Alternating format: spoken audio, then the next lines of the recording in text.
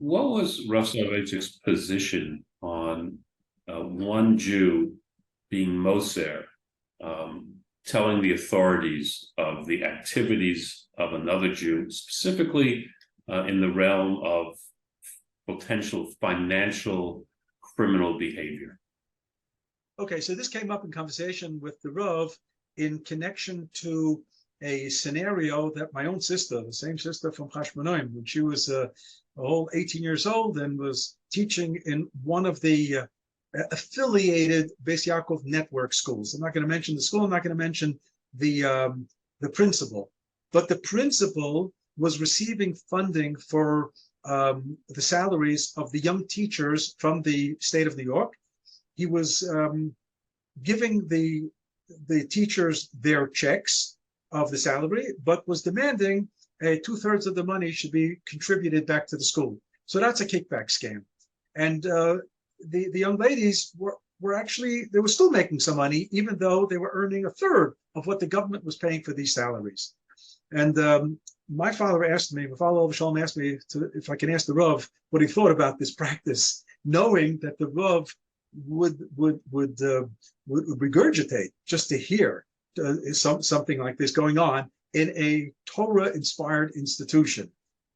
So the word Moser was a bad word. It was used in the Middle Ages where people would squeal on others to the authorities, and more often than not, it either led to long-term imprisonment and sometimes even execution.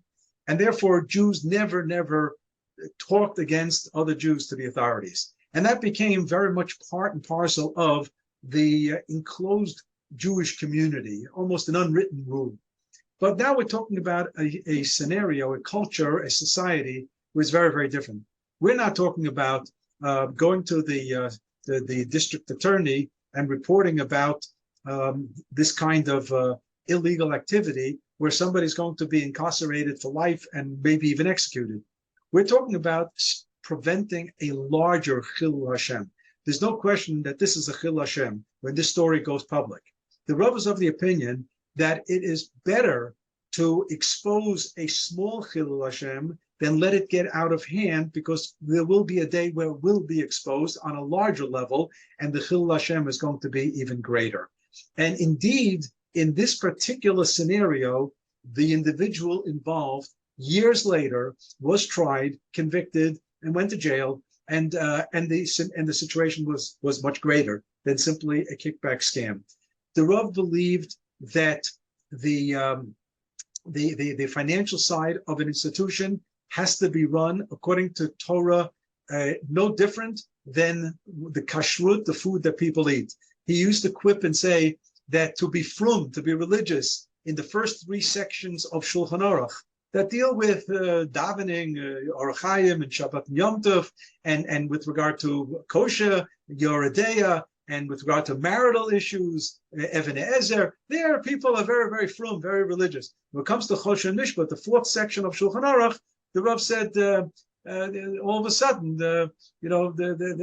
they become God doesn't exist. It's just not there, and it's a very big problem, very big problem. And that's why in the Rav school in Maimonides, he insisted that the budget of the school would only be collected by tuition of parents and contributions, but he would not like to see government funding for the school, because he felt, look, as long as he's alive, he can watch things. He was our moral compass. He was so honest that he knew that the people who were running the school would never do anything, but nobody lives forever. And therefore he wanted to make sure that even after he passes on, the school is run, that God forbid there should never be a scandal of such a nature, which we know very well, both in Israel and in the United States. There have been scandals, and they do so much damage to the reputation of Torah when these things happen.